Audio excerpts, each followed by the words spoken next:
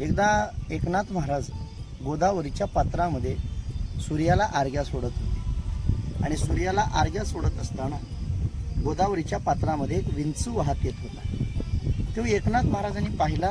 एकनाथ महाराजाला त्याची दया आली आणि एकनाथ महाराजांनी विचार केला की त्याला आपण वाचवावं। म्हणून एकनाथ महाराजांनी त्या विंचवाला हातामध्ये घेतलं आणि नदीच्या बाहेर आणण्याचा प्रयत्न करायला लागले। तो विंचू हातामध्ये आलेला आहे। त्यावेळेस नदीच्या थोडंसं तीरावर आल्यानंतर त्या विंचवानं पाहिलं की तीर जवळ आलेला आहे, नदीचा काठ जवळ आलेला आहे, पण ज्या व्यक्तीनं मला वाचवले त्या व्यक्तीला कळालं पाहिजे की मी कोण आहे।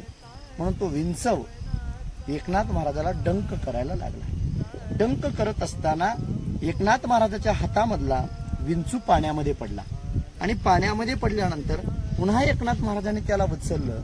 पुन्हा विंचवानं डंक मारला, पुन्हा विंचव पाण्यात पडला आणि पडल्यानंतर एक माणूस हे लांबून दृश्य पाहत होता। त्यावेळेस एकनाथ महाराजांनी त्याला उचललं आणि नदीच्या तीरावर आणून सोडलं आणि विंचव निघून गेला आणि अंगामध्ये आग उठली। विंचव चावलेला होता, अंगाची लाही लाही व्हायला लागली।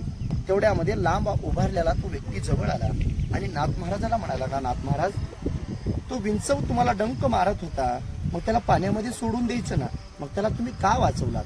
का वाचवलात म्हणल्यानंतर नाथ महाराजांनी दिलेलं उत्तर अतिशय गोड आहे। नाथ महाराज म्हणायला लागले, अरे बेड्या, डंक मारणं हा त्याचा स्वभाव आहे, डंक मारणं हा त्याचा स्वभाव आहे, पण त्याला वाचवणं हा माझा स्वभाव आहे। जर डंक मारायचा स्वभाव तो सोडू शकत नाही तर आपण त्याला वाचवण्याचा स्वभाव आपला का सोडायचा? या कथेमधून शिकायचं तरी काय? तर एवढंच शिकायचं आहे, पुढला व्यक्ती आपल्यासोबत कसं वागते याचा विचार करत बसू नका, आपण मात्र चांगलं वागायला शिका।